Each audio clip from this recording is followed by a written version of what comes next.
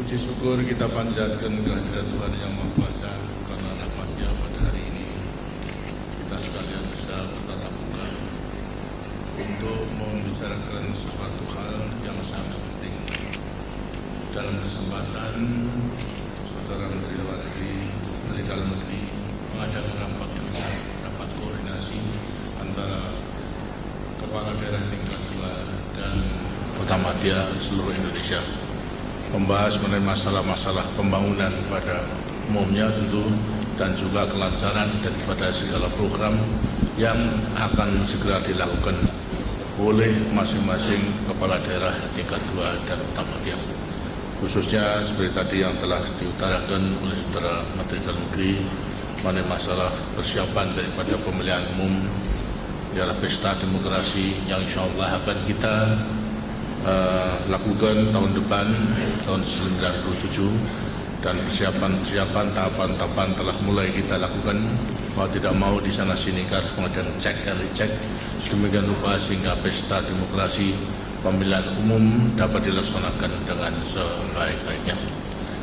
Di antaranya juga ada beberapa langkah-langkah untuk menyelesaikan program baik pengentasan kemiskinan, mengenai mengatasi daerah atau desa-desa tertinggal dalam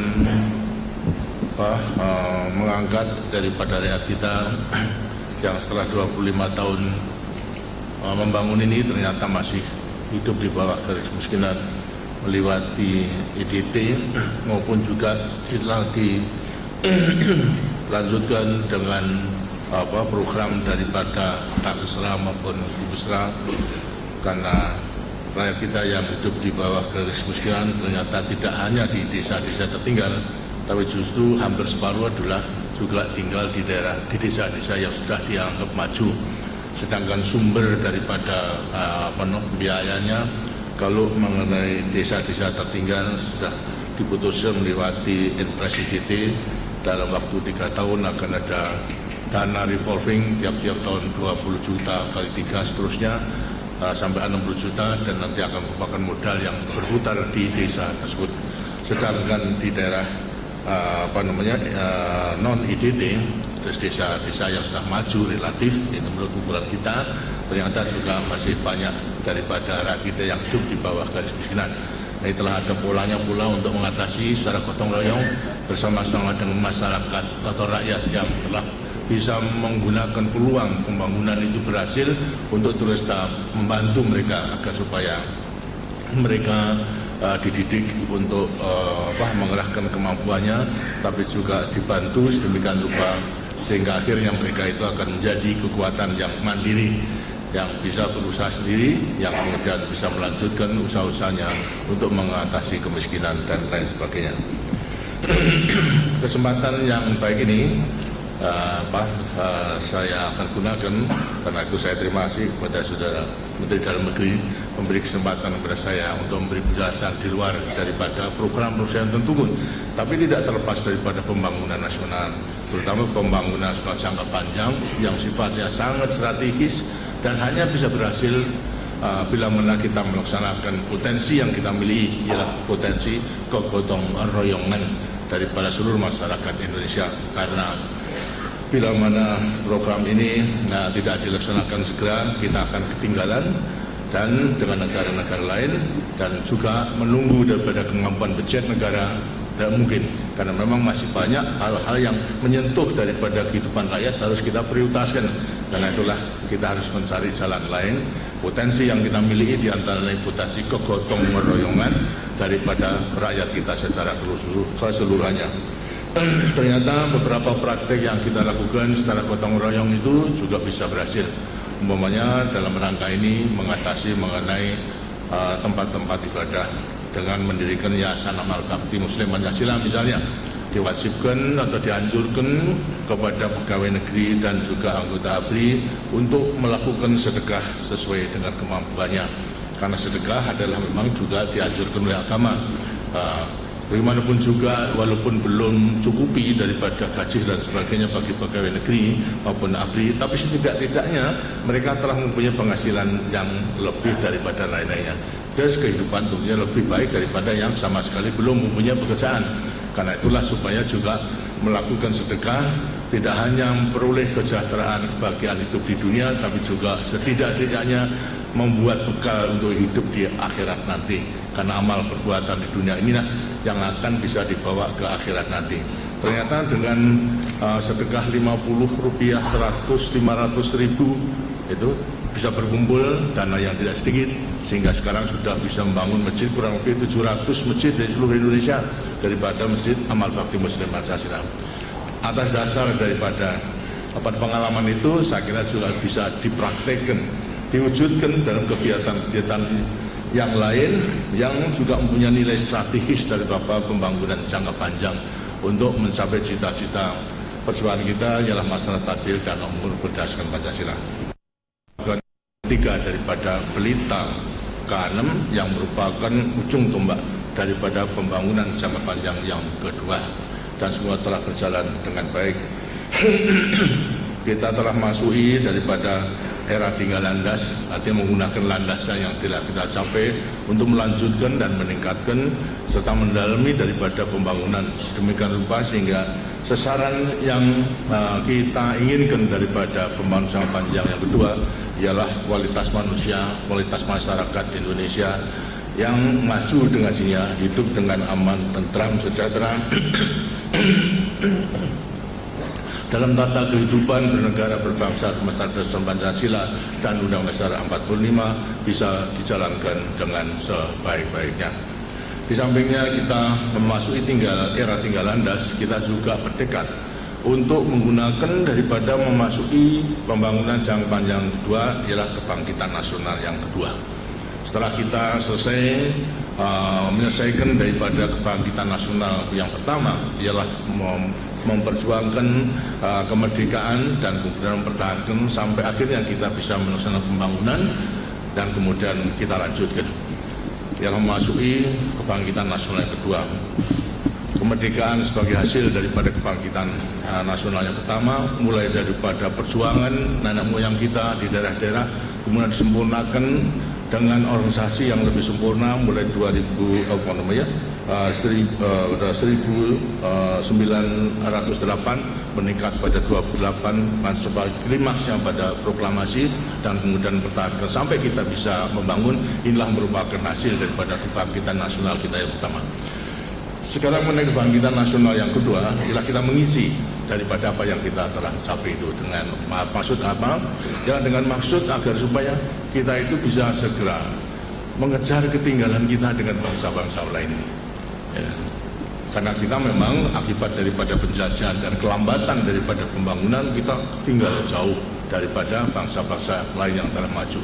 Yang cita-cita kita daripada pembangunan masyarakat adil dan makmur berdasarkan Pancasila hanya bisa kita capai dengan pelaksanaan daripada pembangunan yang secara bertahap. Nah, sekarang daripada kebangkitan nasional itu tentunya akan sangat tergantung kepada modal yang kita miliki. Kita mempunyai persyaratan modal yang kita miliki cukup baik, cukup menggembirakan, asal kita bisa memanfaatkan daripada semua itu dengan sebaik-baiknya. Pertama kali mengenai sumber daya manusia, kita penduduk nomor 4 di dunia, ya cukup banyak. Baik merupakan potensi pasaran maupun juga potensi daripada sumber daya manusia untuk dapat melaksanakan pembangunan di segala bidang. Kita mempunyai sumber kekayaan alam yang beraneka ragam, yang berlimpah, tapi pun juga tendensinya harus kita manfaatkan. Untuk manfaat itulah perlu manusia yang berkualitas. Karena itulah pembangunan sumber daya manusia harus diutamakan. Antara lain perlu memilih ilmu pengetahuan dan teknologi sedemikian rupa sehingga kita bisa akan terus membuat perencanaan sendiri daripada pembangunan dan melaksanakan akhirnya tahap demi tahap kita akan bisa mendekati kepada negara-negara yang telah maju.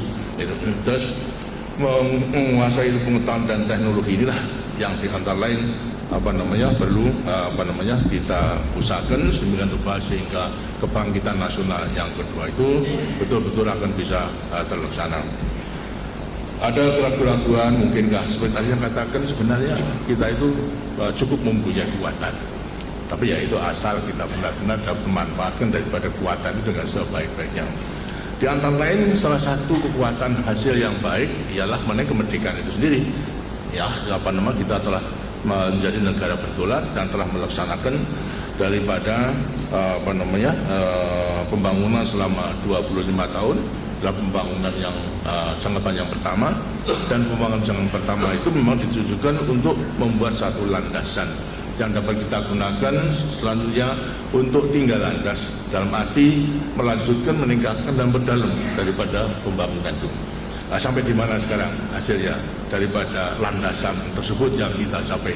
Ada beberapa indikator yang bisa meyakinkan pada kita kalau landasan itu cukup kuat. Tapi sekali lagi tergantung kepada kita selanjutnya, apakah kita mampu menggunakan landasan itu atau tidak. Kalau tidak mampu, hasilnya juga tidak akan ada artinya daripada landasan. Di antara beberapa indikator yang ada, di antara lain selama 25 tahun kita tidak ketinggalan dengan bangsa-bangsa di Asia, Indonesia, terutama negara-negara yang sedang membangun, bahkan juga yang sudah lebih maju. Pertumbuhan kita selama 25 tahun bisa menjamin 7% ke atas. Itu jarang. Sedangkan negara-negara maju berhubung dengan keadaan kesulitan ekonomi dan sebagainya, resesi dan sebagainya, ya pertumbuhan itu hanya 2, 1, 2, bahkan ada yang 0. Dengan kita sebagai negara berkembang bisa menjamin selama 25 tahun itu adalah 7% ke atas. Kita bisa mengendalikan daripada inflasi daripada 650% pada permulaan kita membangun, kita bisa turunkan sampai kepada 1 digit saja, artinya 1 angka di bawah daripada 10%. Walaupun itu sulit untuk kita laksanakan dan belum mencapai sasaran secara keseluruhannya. Karena sasaran apa? Kita ingin inflasi kita itu paling tinggi 5%, tapi ternyata masih lebih daripada itu. Karena apa? Ya situasi dan kondisi daripada tanah air kita yang terus terang aja sangat berlainan dengan negara-negara lain itu. Kemudian mengenai GNP, kita bisa membuktikan dari $70 menjadi $920, yang bahkan sebenarnya tahun 95 sekarang itu telah mencapai $1.000 lebih. Suatu lonjakan yang tidak kecil daripada pendapatan per kapita tersebut. Ekspor kita mulai daripada 850 juta tahun pertama daripada pembangunan, belum sampai 1 miliar, karena pada waktu itu saya minta kepada ekonomi kita untuk tingkatkan daripada ekspor kita itu menjadi 1 miliar, sulit, sukar untuk kita laksanakan. Ternyata dengan pembangunan terus menerus, akhirnya kita pada akhir pembangunan jangka panjang pertama telah mencapai 45 miliar US dollar. Ini dengan suatu lonjakan, merupakan suatu kekuatan yang baik. Karena di sampingnya itu juga ekspor ini sangat menggirakan, tidak hanya ekspor jumlahnya 45 miliar, tapi mengenai struktur daripada ekspor pun juga meyakinkan. Yang tadinya kita itu hanya mendasarkan kepada minyak, tapi justru non migas sudah lebih tinggi. Daripada migas sudah pertanian, tapi justru daripada manufacturing hasil industri sudah lebih tinggi daripada pertanian. Ini menunjukkan apa? Jawaban industri kita berjalan dengan baik, landasan yang kita, walaupun daripada industri hulu, menengah sampai hilir pada umumnya, karena industri hulu itu adalah modalnya sangat besar, terpaksa kita tunda, hanya sebagian kemudian kita laksanakan. Tapi kita dengan dia untuk dapat mengejar ketinggalan dengan bangsa-bangsa lain, industri memang harus kita kembangkan, industri hulunya, menengah sampai kepada hilirnya.